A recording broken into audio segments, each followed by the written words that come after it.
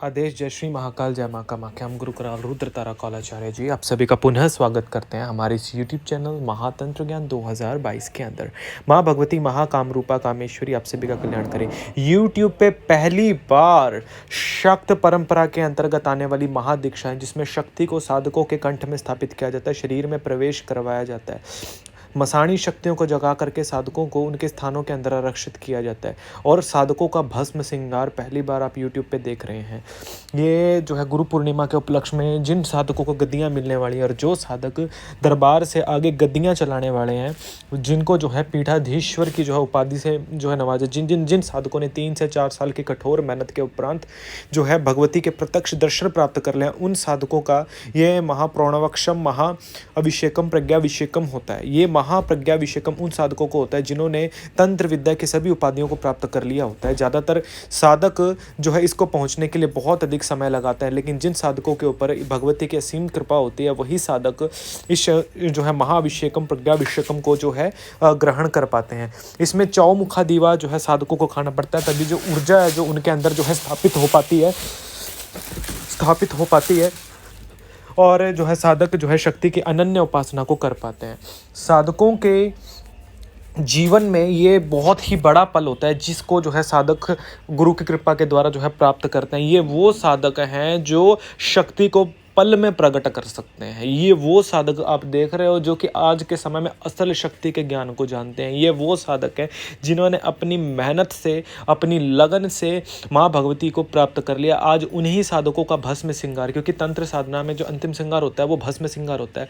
जो षोडशा उपचार श्रृंगार होता है जिसमें 16 श्रृंगार तो दुनिया ही करते हैं, लेकिन जो साधक होते हैं वो मरे मुर्दों की राख का श्रृंगार करते हैं, जो गुरु के द्वारा अंतिम श्रृंगार करवाया जाता है। ये साधकों ने जो है गद्दियाँ प्राप्त करने से पहले प्राप्त किया। साधकों के जो दरबार हैं वो अलग अलग स्थानों पे लगाए जाएंगे। साधकों ने अपनी जो है दीक्षाओं को पूर्ण करने के उपरांत गुरु महाराज अर्थात हमारे जो है श्री चरणों में अपना जो है माथा टेक करके हमें जो है हमसे जो है ये जो है महाभिषेकम ग्रहण किया। इस महाभिषेकम ऐसे ही प्राप्त नहीं होता, साधकों को अपनी कठोर मेहनत के द्वारा प्राप्त होता है। प्रत्येक साधक को जीवन में गुप्त साधना और गुप्त दीक्षाओं को अवश्य जो है प्राप्त करना चाहिए, क्योंकि ये दीक्षाएं ऐसी हैं जो ना तो किसी यूट्यूब पे, ना इंटरनेट पे, ना किताब पे, किसी में भी आपको जो है नहीं दिखाई देंगे। पूरे यूट्यूब पे छान के देख लो, सिर्फ लोग एक मंत्र दे करके आपको जो कहीं से भी नॉर्मल आपको मिल जाता है वहां से आपको कर देते हैं। ना कोई आपको सिखाता है, ना कोई आपको बताता है, बशर्ते आप लोगों को भक्ति के नाम पर पे बोल देते हैं कि जा करके दरबार लगा लीजिए। ना तो आप लोगों को ये पता चलता है कि आप भगवती के साथ जुड़े हुए, ना तो कितने लोगों को ये पता लगता है कि उनके जो अंदर जो है देवी आ रही है या क्या आ रहा है। कितने लोगों को ये पता है कि उनके साथ क्या हो रहा है क्या नहीं। कितने लोगों को ये पता है कि कितने उनके दरबार से काम बढ़ रहे हैं, कितने का नहीं। तो आज के समय में भगवती के नाम पे भगवत जो है पूजा कम, पाखंड ज़्यादा हो रहा है, लेकिन शक्ति की जो असल पूजा है वो सीखना प्रत्येक साधक को अनिवार्य होता है। जब तक साधक इनको सीखता नहीं है तब तक साधक इनको प्राप्त नहीं कर पाता।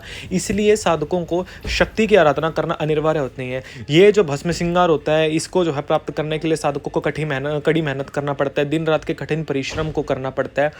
इसमें जो अभिषेकम होते हैं ये अलग अलग प्रकार के पदार्थों से होते हैं जो कि हम यूट्यूब पर नहीं बता सकते। बहुत ही गुप्त और रेयर सामग्रियाँ होती हैं जो कि समाज में प्राप्त होती ही नहीं है।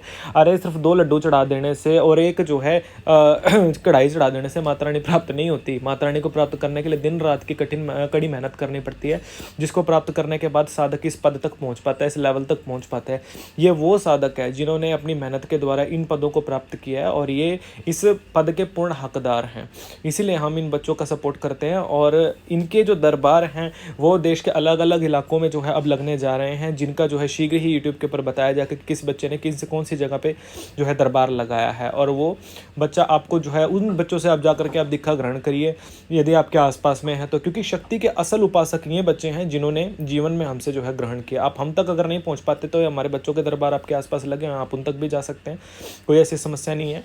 तो शक्ति की उपासना करें, शक्ति की ओरिजिनल गद्दी को प्राप्त करें। ये बच्चे जो है गद्दी प्राप्त कर चुके हैं, अब इनको जो है शिष्य भी ये बना सकते हैं। जो है अब ये लोगों के कल्याण भी करेंगे, जन कल्याण भी करेंगे, समाज में भक्ति प्रचार भी करेंगे और समाज के लोगों को आगे भी बढ़ाएंगे।